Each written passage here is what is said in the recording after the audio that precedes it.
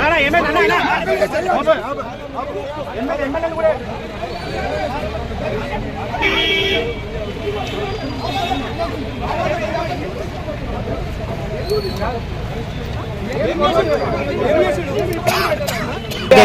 Record పట్టుకొని ఎక్కి కేసీఆర్ గారు చూపిస్తానికి ప్రయత్నం చేస్తే మా కార్ ఎక్కిండు, మా డీసీఎం తెలియదు.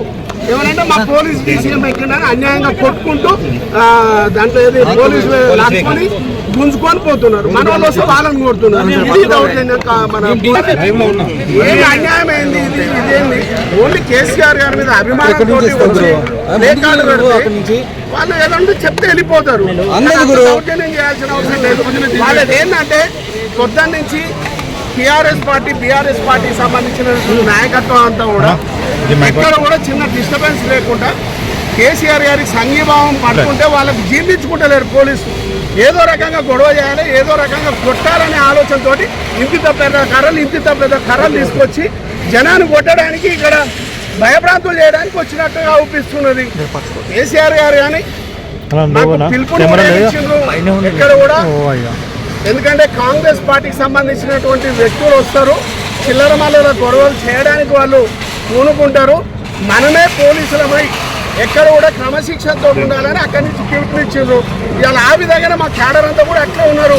ఎక్కడ కూడా డిస్టర్బ్ కానిలే. ఎండలు నిలబడ్డారు, నడి రోడ్ల మీద ఎమ్మెల్యేలు నిలబెట్టించారు, నడి రోడ్డు మీద ఎంపీలను నిలబెట్టించారు. కొందరైతే చేతులు తీసి నెట్టేసిండ్రు పోలీసు వాళ్ళు. అయినా ఓపిక బట్టి మాజీ మంత్రులను కూడా చేయబట్టి నెట్టేసిండ్రు మల్లారెడ్డి గారిని. అయినా మేము ఓపికతో సహనంతో ఉన్నాం. అయినా మా క్యాడర్ని ఇవాళ కేసీఆర్ గారు ప్లే కార్డు పట్టుకున్నందుకు, డీసీఎం ఎక్కినందుకు గుంజుకొని ఇప్పుడు పోయి పోలీస్ స్టేషన్ తీసుకుపోయినటువంటి దుర్మార్గమైనటువంటి పాలన నడుస్తుంది. ఇది దాడి చేసుకుంటే ఇది వెంటనే పోలీసు వారు వెంటనే మా వాళ్ళని వెంటనే పంపించాలని మనస్ఫూర్తిగా కోరుతా ఉంది.